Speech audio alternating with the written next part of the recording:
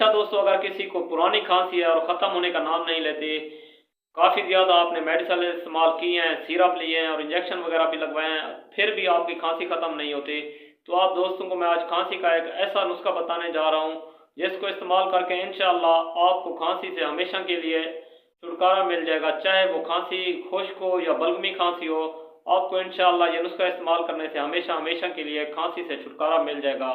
अब दोस्तों ने करना यह है कि एक पाव आपने गुड़ लेना है, उस गुड़ को अच्छी तरह से आपने कूट लेना है और इस गुड़ में 50 ग्राम हल्दी आपने मिक्स कर लेनी है। अच्छी तरह से हल्दी को मिक्स करने के बाद इस गुड़ की आपने छोटी छोटी गोलियां बना लेनी है। जैसे आप बाजार से मेडिसिन वगैरह लेते हैं, इसी तरह की छोटी छोटी गोलियां बनाकर अपने पास रख लें और हर 3 घंटे के बाद एक गोली आपने अपने मुंह में डालनी है और उस गोली को आप चूसें।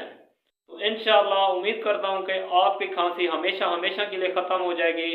ये तरीका बहुत आसान और आप तकरीबन हर घर में गुड़ भी मौजूद होता है और हल्दी भी मौजूद होती है, तो इससे आपको ज़्यादा मेहनत भी नहीं करनी पड़ेगी और आपको इंशाअल्लाह खांसी से भी छुटकारा मिल जाएगा।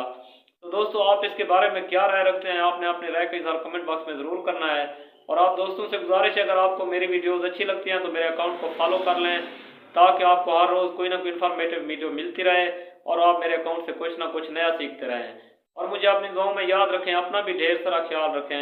इंशाअल्लाह मिलते हैं अगली वीडियो में, तब तक के लिए दें इजाज़त। अल्लाह हाफिज़। अल्लाह आपको खुश रखे, सलामत रहें। दोस्तों, क्या आप लोग जानते हैं कि मोबाइल की बैटरी की लाइफ जल्दी ख़त्म क्यों हो जाती है, यानी बैटरी डेड क्यों हो जाती है? क्या आप इसकी वजह जानते हैं?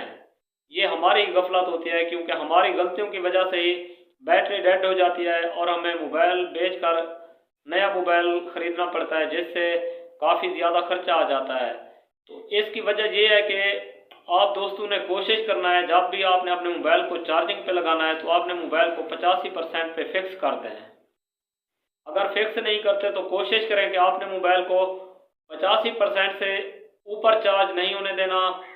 और आपने जब मोबाइल को चार्जिंग से उतारना है तो कोशिश करें, जब आपका मोबाइल 15% आपकी बैटरी बच जाती है तो आपने अपने मोबाइल को दोबारा चार्जिंग पे लगा दें, ना कि 0% तक आप अपने मोबाइल को इस्तेमाल करते रहें। जब मोबाइल बंद हो तब जाकर चार्जिंग लगाएं। तो इस तरह तो ये सब करने से एक तो हम मोबाइल को 100% मुकम्मल पूरा करते हैं और उसके बाद जब हम मोबाइल को इस्तेमाल करते हैं तो 0% तक उसे चलाते रहते हैं। जब मोबाइल बंद होता है तो तब जाकर चार्जिंग पर लगाते हैं। तो इसी वजह से मोबाइल की बैटरी जल्दी डेड हो जाती है और ये साल या 2 साल तक इस्तेमाल होती है और उसके बाद मोबाइल की बैटरी चार्जिंग ज़्यादा देर तक नहीं रखती है।